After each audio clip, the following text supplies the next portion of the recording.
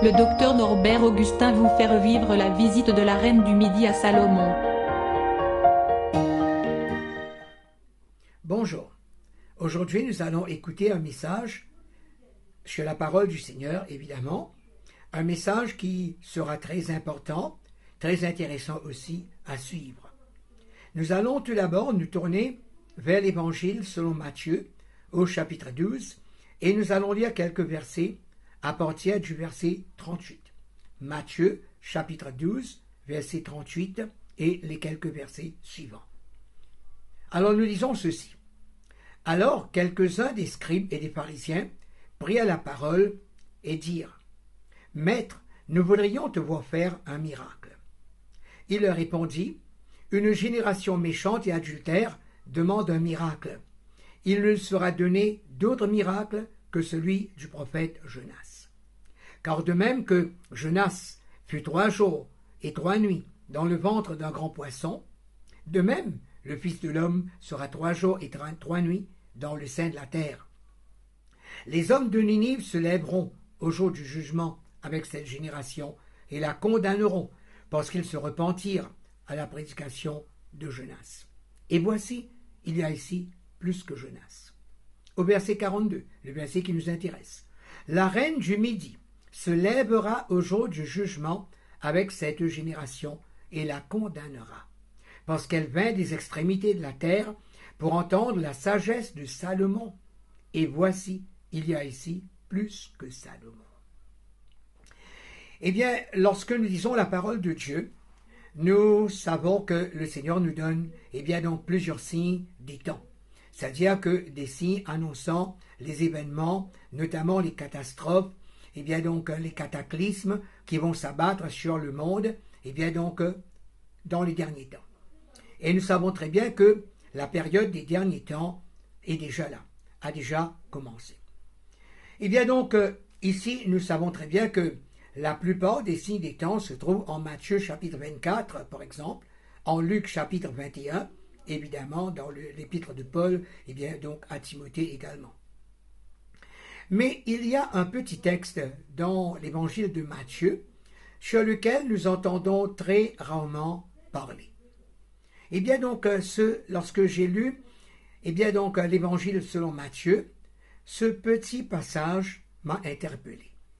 Et alors donc je me suis approfondi là-dessus, et c'est là-dessus justement que je voudrais vous parler aujourd'hui. Alors comme nous venons de voir, Jésus était entouré de scribes, de pharisiens, de docteurs de la loi, ainsi de suite, tous ces religieux de son temps. Et voilà que maintenant ces gens viennent à lui et lui demandent un signe, un miracle, afin qu'il croie. Et là, Jésus leur a donné plusieurs réponses. Jésus leur a dit, par exemple, « Il ne vous sera donné aucun miracle, aucun signe, si ce n'est que le signe de Jonas. » Alors nous connaissons très bien l'histoire de Jonas, qui fut jeté à la mer, et ensuite qui fut avalé par un gros poisson, qui le ravala, qui le cracha ensuite, sur les côtes de Ninive, où il devait aller prêcher pour demander aux gens de se repentir. Mais il n'est pas question de Jonas aujourd'hui.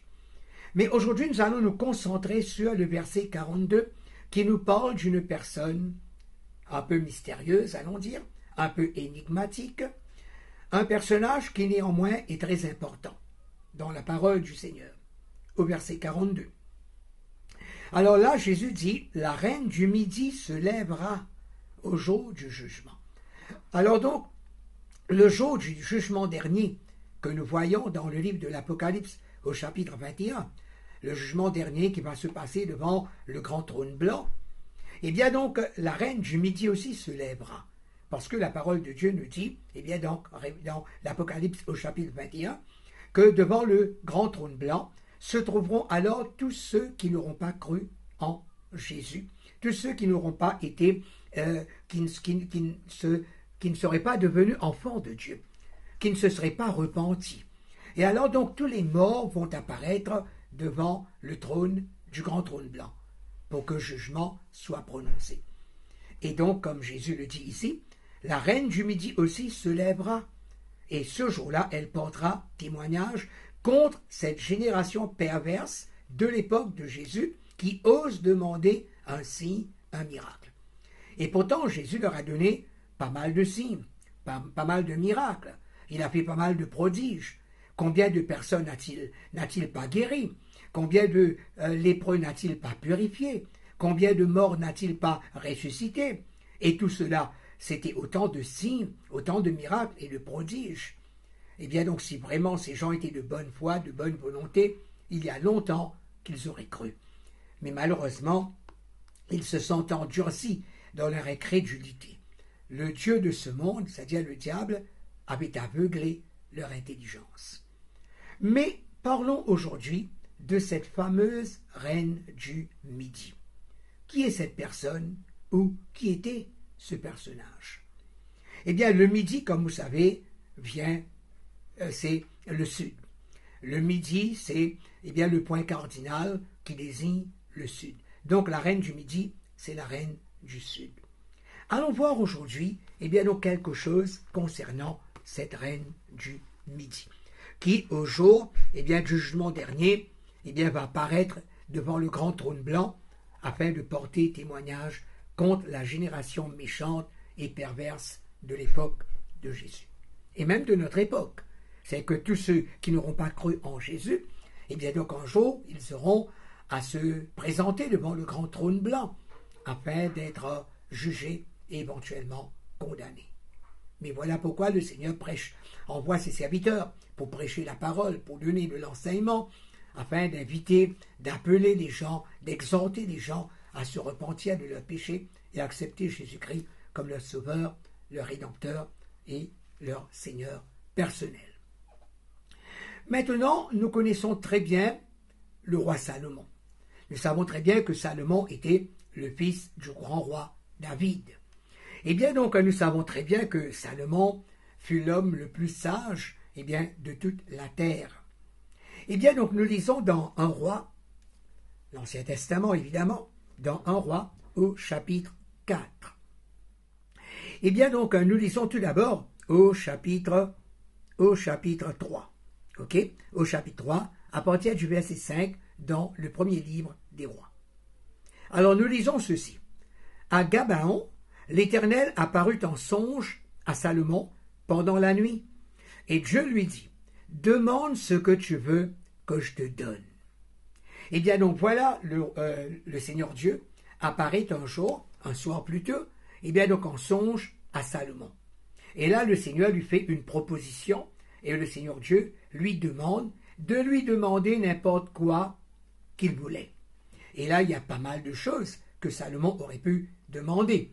Eh bien donc nous, par exemple, à la place de Salomon, nous aurions peut-être profité pour demander peut-être une maison, peut-être un campement, peut-être une voiture, peut-être un terrain. Alors on ne sait pas, peut-être une grosse somme d'argent, mais voyons ce que Salomon demande au Seigneur. La réponse de Salomon arrive au verset 6. Il dit, « Tu as traité avec une grande bienveillance ton serviteur David mon père, parce qu'il marchait en ta présence dans la fidélité, dans la justice et dans la droiture de cœur envers toi.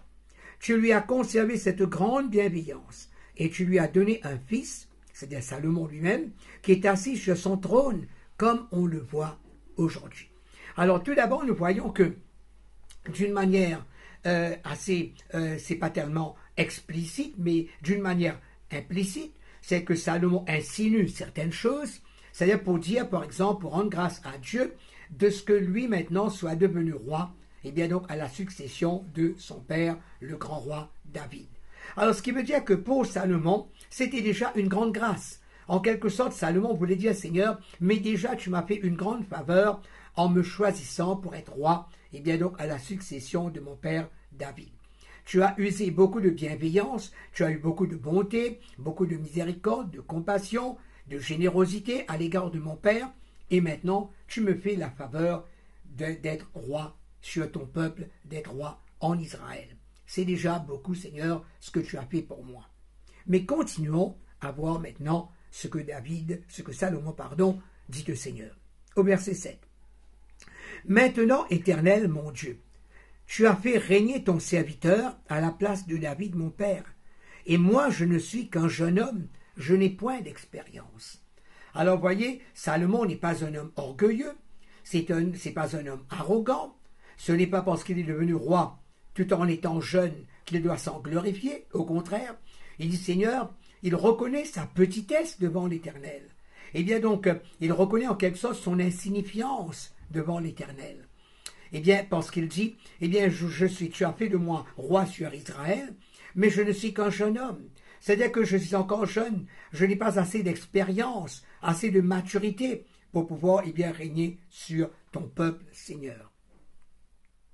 Et voilà maintenant, au verset 8, il dit, ton serviteur est au milieu du peuple que tu as choisi, peuple immense qui ne peut être ni compté ni nombré à cause de sa multitude.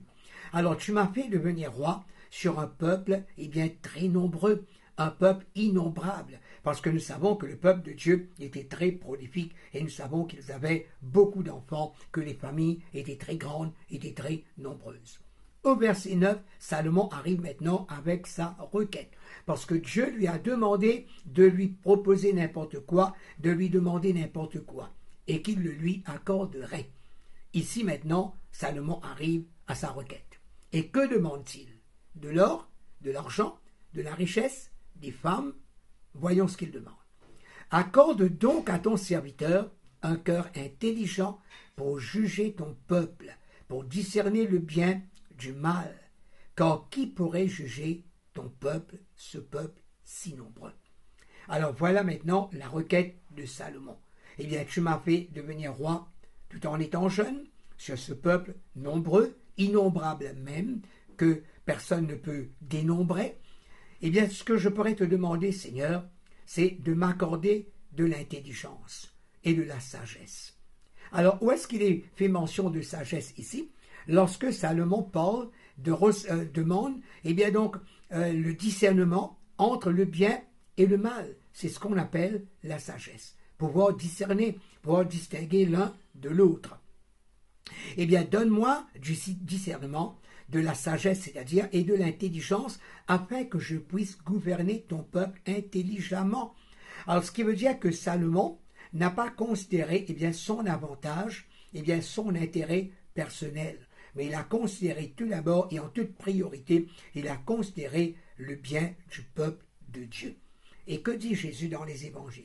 Cherchez d'abord le royaume de Dieu et toutes choses vous seront données par-dessus et gratuitement.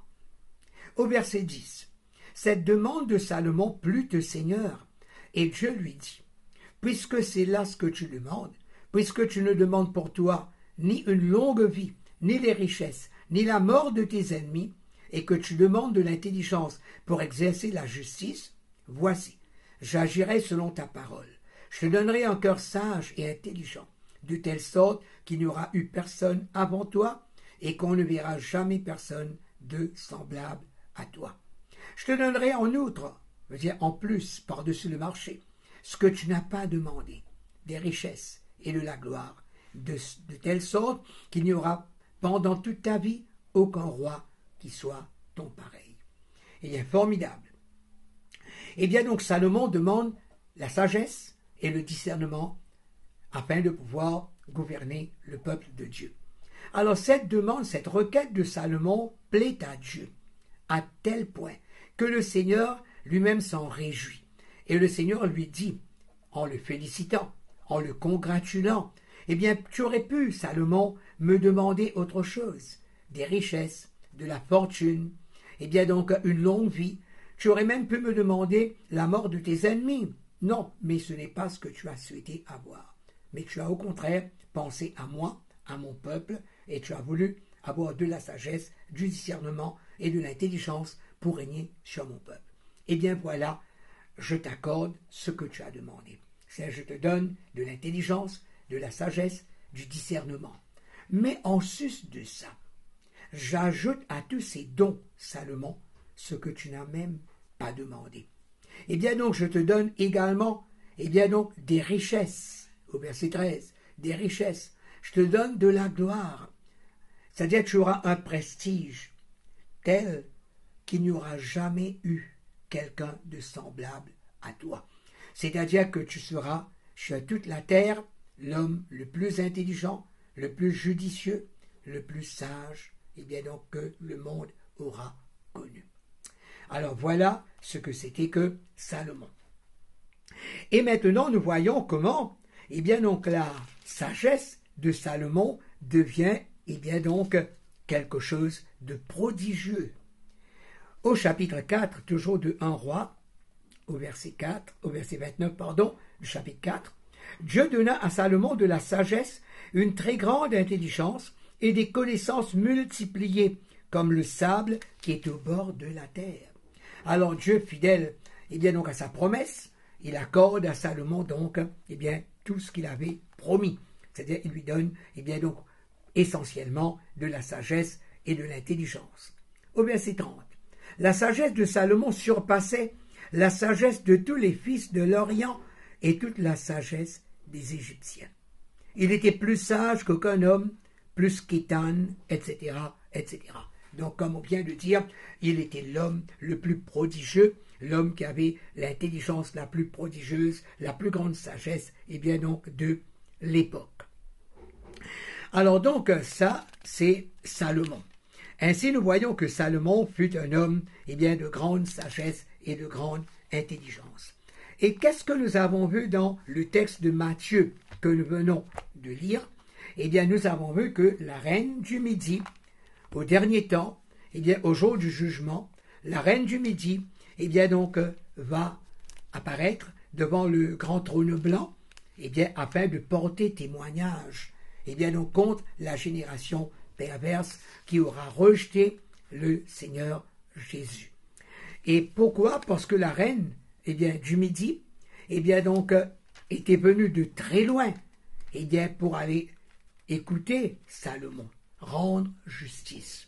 Donc, nous avons vu comment Salomon fut un homme, un grand roi, un roi très glorieux. Son règne fut un règne très glorieux. Mais allons voir maintenant quelque chose concernant cette fameuse reine du Midi. Alors donc, tout d'abord, eh bien donc, la reine du Midi porte plusieurs noms. Ok? On l'appelle la reine de Séba, la reine de Saba, la reine de Sheba également. Et selon les Romains lui ont donné un nom, et bien donc, elle s'appelait également Malikat Saba. Malikat Saba. Elle était aussi connue comme la reine du Sud, c'est de la reine du Midi, comme nous venons de voir. Elle vivait au Xe siècle avant Jésus-Christ, au Xe siècle avant notre ère. Maintenant, elle était reine d'un royaume appelé Sheba. Et maintenant, ce royaume se trouvait où?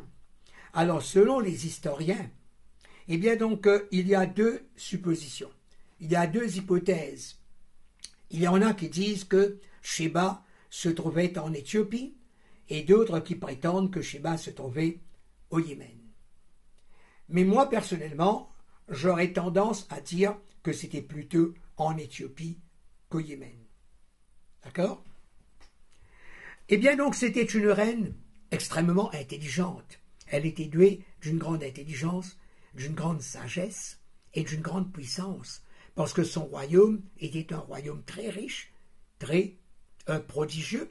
C'était un royaume très puissant, et bien donc à son époque. La reine de Sheba, dans son pays et dans l'histoire, est devenue un personnage très important, un personnage très chanté aussi, très glorifié aussi. Et bien donc à travers les arts, on a beaucoup chanté la reine de Sheba. Et bien donc elle est très connue à travers la musique, à travers des chants, à travers la sculpture, la peinture, la danse. Il y a beaucoup d'artistes, et bien donc qui ont interprété, qui ont mis sur scène la reine, et bien de Séba ou la reine de Sheba. Elle portait tous ces noms, ok? Saba, Séba, Sheba. Et ensuite, maintenant, dans son pays, en Éthiopie, il y a un texte, et bien donc, qui s'appelle le Kebrat Nagast. Le Kebrat Nagast, qui veut dire la gloire du roi. Et dans cet ouvrage classique, en Éthiopie, il est fait beaucoup mention de cette fameuse reine. Ensuite, maintenant, cette reine, pour venir voir Salomon, elle dut voyager longtemps. Elle dut voyager longtemps. Eh bien donc, c'est un voyage, le voyage qu'elle fit pour venir voir Salomon. Tout à l'heure, nous allons voir pourquoi et dans quelles circonstances.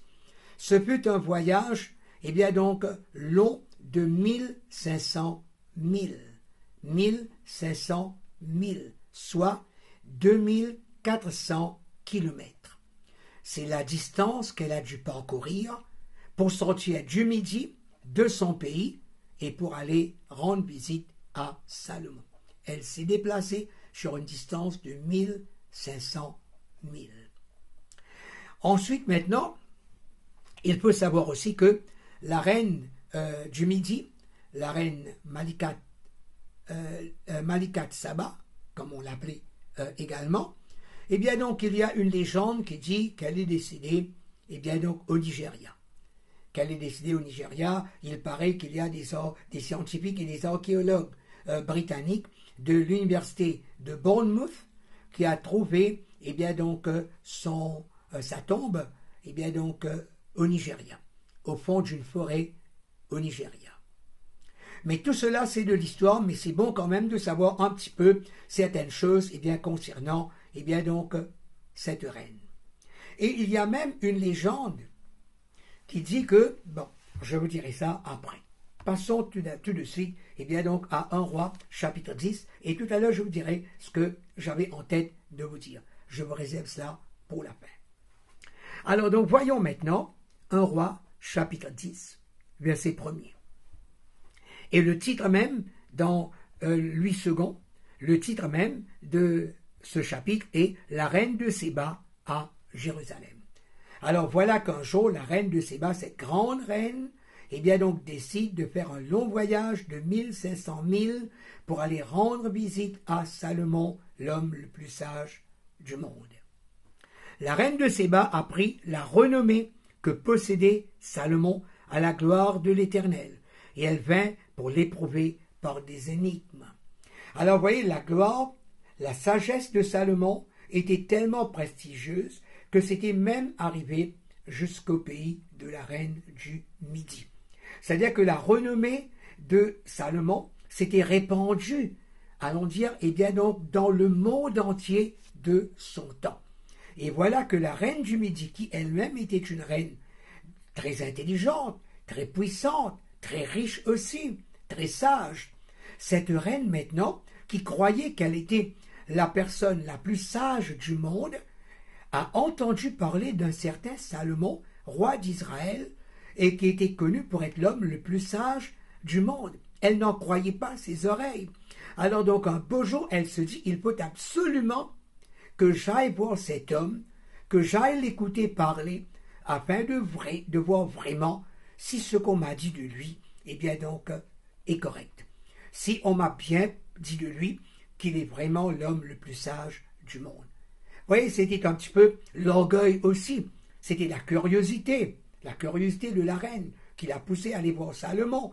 Et d'autre part, c'était un petit peu aussi son orgueil, parce qu'elle pensait qu'il n'y avait personne au monde qui pouvait être aussi sage ou plus sage qu'elle-même.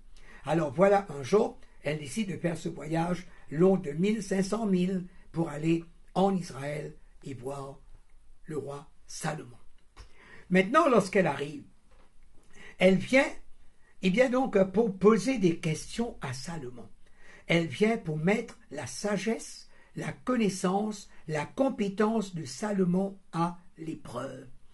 Elle vient avec des questions, avec des énigmes, des devinettes. Maintenant, on peut supposer qu'elle n'est pas venue qu'avec des devinettes, ok? Mais, c'est-à-dire, je ne parle pas de ces devinettes, eh bien, enfantines, eh bien, donc, que nous connaissons aujourd'hui. Mais elle est venue sans doute avec des énigmes, des questions vraiment mystérieuses auxquelles il était vraiment difficile de répondre.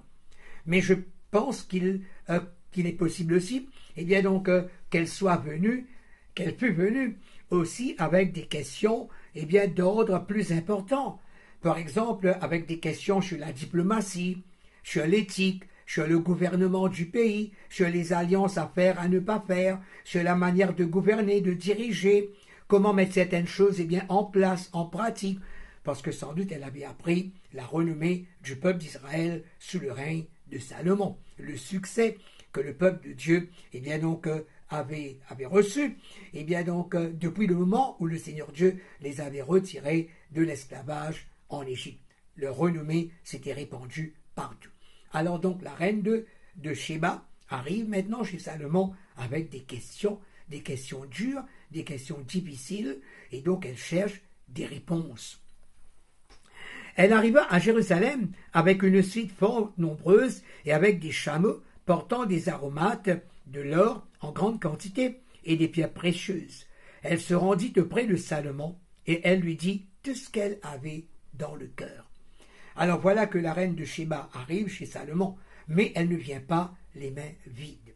Alors donc, comme vous savez, en diplomatie, normalement, les rois, les présidents, ils font des échanges de présents. Ici, il s'agit d'une visite royale, évidemment. Donc, il y a tout un protocole à suivre. Ainsi, la reine ne vient pas les mains vides, elle arrive avec, toute une délégation. Elle n'est pas seule, évidemment, elle a des serviteurs, des soldats avec elle, des membres de sa délégation, et elle arrive avec beaucoup de présents à offrir à Salomon. Elle arrive, par exemple, avec des chameaux chargés d'aromates, c'est-à-dire de plantes odoriférantes pour faire des parfums. Par exemple, pour embaumer les morts, par exemple, pas que pour embaumer les morts, mais cela servait à faire des parfums. Donc elle arrive avec de l'or également en grande quantité, et aussi avec des pierres précieuses. C'est vous dire la richesse de son pays, la richesse de cette reine. Alors dites-vous bien que cette reine, pour qu'elle se déplace, un personnage aussi riche, aussi prestigieux, aussi important, pour qu'elle se déplace, cette reine, pour venir en Israël et rencontrer le roi Salomon, cela nous donne déjà une idée de ce que le roi Salomon devait être. Donc lorsqu'elle arrive, elle vide son cœur maintenant devant Salomon. Elle lui dit tout ce qu'elle avait sur le cœur. C'est-à-dire, toutes les questions qu'elle avait, toutes les questions qu'elle avait à poser, auxquelles elle n'avait pas de réponse, elle les pose à Salomon. Donc, à toute question qu'elle pose, Salomon a des réponses à donner. Et elle n'arrive pas, à battre l'intelligence, la compétence, la sagesse de Salomon. Parce que cette sagesse venait directement de Dieu. C'était la sagesse divine, la sagesse venant du Saint-Esprit, de l'Esprit du Seigneur. Au verset 3, Salomon répondit à toutes ces questions et il n'y eut rien que le roi ne sût lui expliquer. Alors la reine qui croyait pouvoir piéger Salomon en quelque sorte avec ses questions embarrassantes, maintenant n'en croit pas ses oreilles. Parce que Salomon, il émerveille vraiment la reine avec toutes ces réponses qu'il a à donner à ces nombreuses questions. Ensuite maintenant, au verset 4, la reine de Séba vit toute la sagesse de Salomon et la maison qu'il avait bâtie. Alors donc, la reine est venue et elle a fait un premier constat. Son premier constat portait sur la sagesse de Salomon. C'était la raison principale qu'il avait amené à Jérusalem. Et donc, elle a eu maintenant des réponses à ces questions, à ces interrogations. Maintenant, la reine est éblouie, est époustouflée, par la beauté, par la somptuosité, par le luxe de la maison du roi. La reine vit toute la sagesse de Salomon et ensuite la maison qu'il avait bâtie. Pardon. Il y a un courant d'air. Ensuite, maintenant, la reine est émerveillée devant les mets qui sont servis, les repas qui sont servis à la table du roi et la demeure de ses serviteurs. Alors, pas lieu de vous dire que quand le roi donnait un festin en l'honneur de la reine de Sheba, naturellement, il fit apporter la meilleure vaisselle, évidemment, vaisselle d'argent, vaisselle d'or, et tout cela impressionne. Rappelez-vous que l'Éternel Dieu avait aussi, eh bien donc, donné à Salomon de grandes richesses. Alors la reine est émerveillée maintenant devant la somptuosité, devant le luxe, et bien donc devant la classe de la maison, du service, des repas, et bien donc de Salomon. Et même, elle fut impressionnée même par les maisons des serviteurs. Allons dire les dépendances comme on l'appelle maintenant, les quartiers des domestiques, là où les serviteurs de Salomon, rien que ces maisons, les maisons des serviteurs, étaient impressionnantes par leur beauté, par leur luxe. Et aussi au verset 5, et les fonctions et les vêtements de ceux qui le servaient, et ses échansons. Les échansons étant les personnes qui servaient à boire au roi. Alors donc, la reine est émerveillée par tout ce qu'elle voit. Elle a vu, elle a entendu la sagesse de Salomon. Maintenant, elle est émerveillée par le service, eh bien, à la table de Salomon. Maintenant, elle est impressionnée par la maison du roi, par le quartier des domestiques, des serviteurs, par le vêtement, le livret, comme on dit, leur uniforme de travail, par la richesse, la somptuosité, par le luxe, et aussi par, eh bien donc, les échansons. C'est les nombreuses personnes, eh bien, qui servaient à boire au roi. Alors pourquoi des échansons? Parce qu'à cette époque, eh bien, la vie des rois était vraiment menacée par des ennemis. Et à tout moment, quelqu'un donc pouvait empoisonner le roi. Et alors il fallait donc que ce fût quelqu'un de confiance, dit de confiance, et bien donc pour servir à boire au roi, de peur que quelqu'un cherche à l'empoisonner. Au verset 6, nous voyons un verset qui nous laisse un peu pantois, parce que ce verset nous dit « Hors d'elle-même, elle dit au roi ». Hors d'elle-même, ça veut dire elle est en colère, elle sort de ses gonds.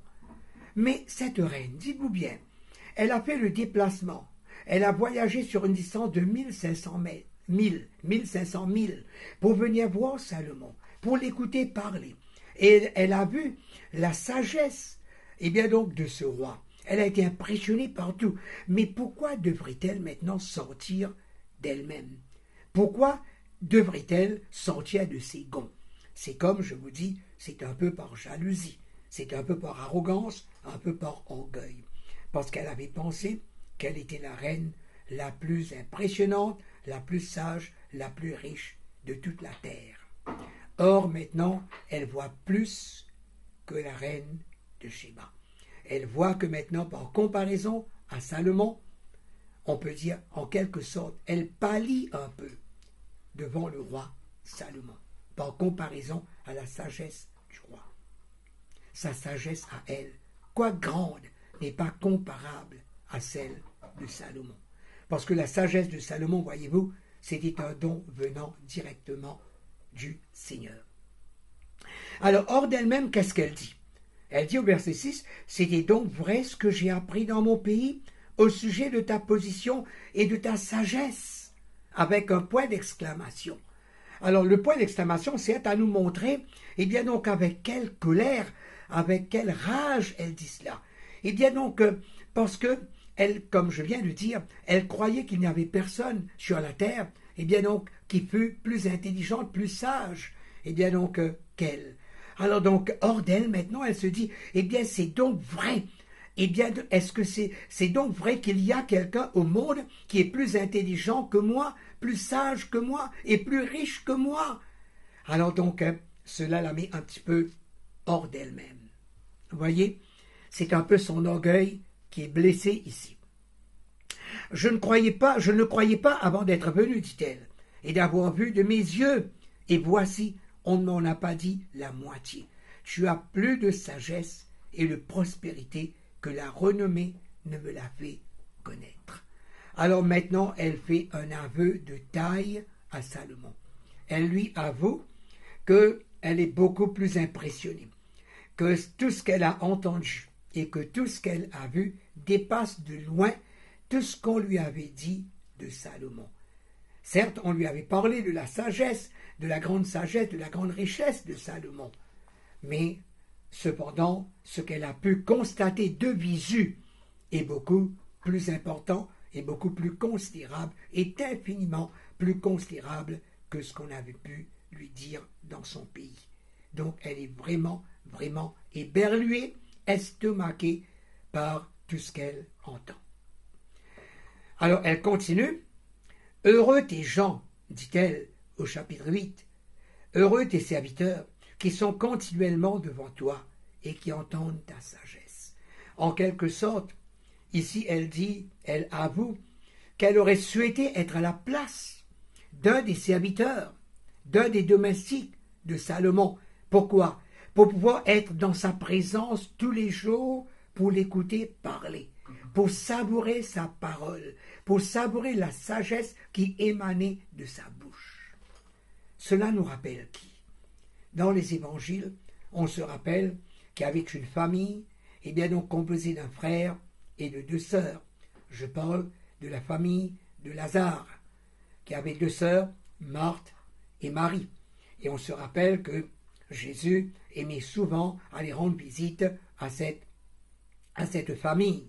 Et on se rappelle qu'un jour que Jésus était chez Lazare, et on se rappelle comment, eh bien donc Marie était affairée, Marthe, était affairée à la cuisine, en train de faire cuire, en train de faire bouillir la marmite, alors que Marie, elle, était assise, accroupie, aux pieds de Jésus, en train de savourer les paroles de sagesse qui sortaient de sa bouche.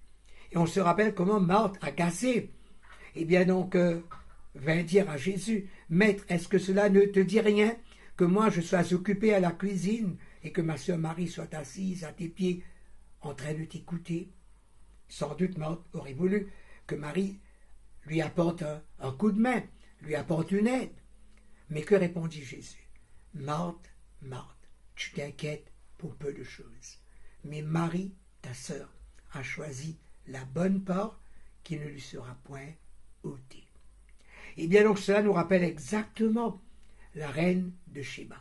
La reine de Shéba qui, elle, tout en étant reine, dites-vous bien, reine d'un grand pays, reine d'un pays riche et puissant, qui aurait souhaité être une servante parmi les serviteurs, les domestiques de Salomon, rien que pour l'écouter, et bien donc prononcer des oracles, parce que c'était des paroles de sagesse, de connaissance qui émanaient de la bouche de ce roi, parce qu'il parlait par l'Esprit de Dieu.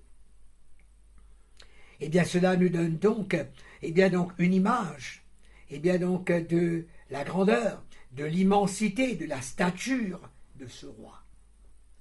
Voyez, pour qu'une reine du calibre de la reine de Shéba veuille être à la place d'un de ses serviteurs.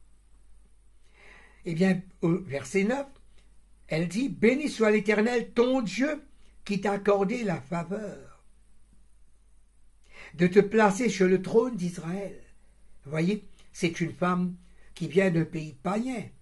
C'est une femme qui n'est pas une fille d'Israël, une fille d'Abraham, mais qui est obligée aujourd'hui de rendre témoignage, de reconnaître la grandeur du Dieu d'Israël, du Dieu de Salomon, qui seul a placé ce roi aussi sage, aussi compétent, aussi puissant à la tête de son pays.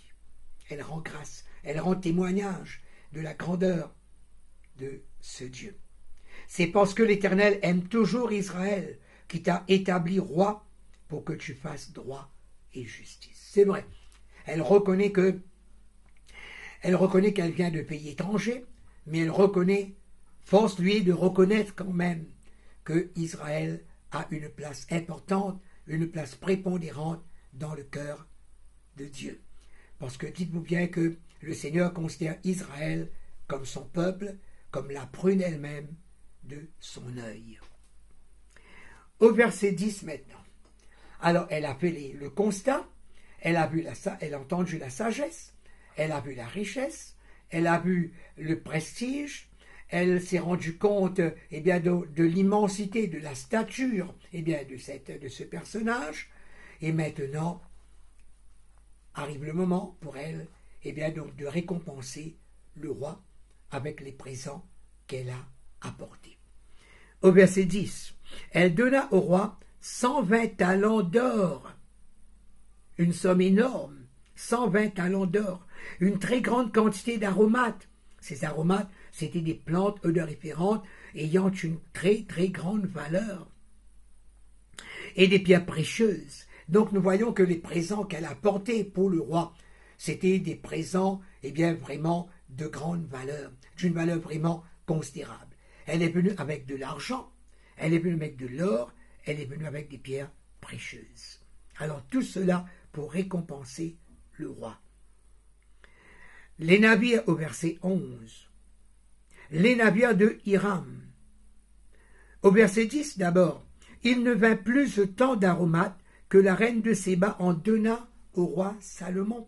C'est-à-dire que la reine de Séba a donné à Salomon plus d'aromates, d'or, de pierres précieuses que n'importe quel autre personnage avait donné ou allait donner. Donc c'est vous dire la valeur marchande, si on peut dire, de tout ce qu'elle a donné à Salomon comme présent. Au verset 11, les navires de Hiram, qui apportaient de l'or de Phir, amenèrent aussi de Phir une grande quantité de bois de sandal et des pierres précieuses. Alors, voyez, il y avait aussi des navires qui venaient, de Phir, de la part de la reine de Séba, ou de Sheba, avec du bois de santal, d'une grande quantité, c'est-à-dire avec du bois qui servait à faire du parfum. Voyez, une grande quantité de bois de sandal et des pierres précieuses. Le roi fit avec le bois de sandal des balustrades pour la maison de l'Éternel et pour la maison du roi, et des harpes et des luttes pour des chantres, etc. Alors cela veut dire que quand le roi reçut ces présents, il ne les prit pas pour lui seul. Il pensa d'abord à la maison de l'Éternel. Il utilisa le bois que la reine lui avait apporté, pour faire des balustrades dans la maison de l'Éternel. Et aussi, il utilisait certains de ces bois, pour fabriquer, des luttes, des harpes, c'est des instruments de musique qui allaient servir aux chantres pour louer le Seigneur dans le temple que Salomon lui-même avait fait bâtir. Alors, voyez, ce qui veut dire que Salomon n'a pas cherché tout d'abord son intérêt personnel. Voyez, c'était un homme tout à fait désintéressé. Alors qu'aujourd'hui, nous voyons des serviteurs de Dieu, nous voyons des hommes du Seigneur, qui pensent à leurs intérêts tout d'abord, et ensuite vient les intérêts du Seigneur. Alors donc, il faut tout le temps donner la première place, accorder la priorité des priorités à notre Seigneur. Parce que tout est là, tout est à lui. Tout vient de lui. Nous-mêmes, nous sommes à lui. Nous lui appartenons. Il nous a créés dans un premier temps. Et après, nous étions perdus dans le péché, mais il nous a rachetés. Non pas avec de l'or ou de l'argent ou des pierres précieuses, mais avec le précieux sang de Jésus versé à la croix du Calvaire pour notre rédemption. Au verset 13, le roi Salomon donna à la reine de Séba tout ce qu'elle désira, ce qu'elle demanda, et lui fit en outre des présents dignes d'un roi, tels que Salomon. Puis elle s'en retourna et s'en alla dans son pays, elle et ses serviteurs. Alors voilà maintenant, elle est venue, elle a vu, et elle a été conquise, un peu comme Jules César devait dire. Ok? Alors Jules César, je suis venu, j'ai vaincu. Ok? Et voilà maintenant, je suis venu, j'ai vu et j'ai vaincu. Mais ici maintenant, la reine de Sheba, elle a été vaincue, elle a été conquise, par donc l'impressionnante richesse et intelligence et sagesse du roi Salomon. Alors maintenant, étant pleinement satisfaite de tout ce qu'elle a vu, de tout ce qu'elle a entendu, maintenant, elle remet tous ses présents à Salomon, et maintenant par bienséance, par protocole, sur le protocole, donc le roi maintenant remet également à la reine de Sheba beaucoup de présents, et il lui donna tout ce qu'elle demanda. Et certainement, la reine de Sheba fut elle aussi très gâté, si l'on peut dire, et bien donc par le roi Salomon qui lui accorda et bien donc des présents et bien de valeur inestimable. Maintenant, j'aimerais aussi vous parler de quelque chose, et bien donc avant de conclure, au chapitre 10 de 1 roi au verset 14. Parce que nous savons que le roi, nous avons vu la sagesse immense, et bien donc de ce roi. Et nous avons vu un peu sa richesse. Mais voyons maintenant, de manière plus claire, plus directe, plus explicite, quelque chose concernant la richesse du roi. Toujours 1 roi chapitre 10 au verset 14. Regardez ceci. Le poids de l'or qui arrivait à Salomon chaque année était de 666 talents d'or. Outre, veut dire à part, de ce qu'il retirait des négociants, des commerçants, et du trafic des marchands.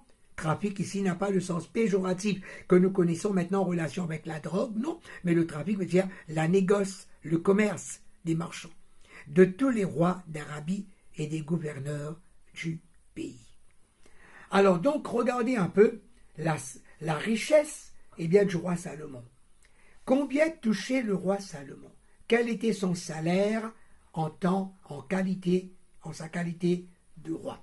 Comme il nous est dit ici, il touchait chaque année 666 talents d'or. Et bien donc, cela représente, je consulte mes notes, cela représente une somme de 281 318 400 dollars. Je redis, 281 318 400 dollars. Et en 2015, d'après un commentateur de la Bible, cela équivalait à presque 1 milliard de dollars, c'est-à-dire 40 milliards de nos roupies mauriciennes. C'est ce que Salomon touchait annuellement, en sus des richesses que l'Éternel lui avait déjà données.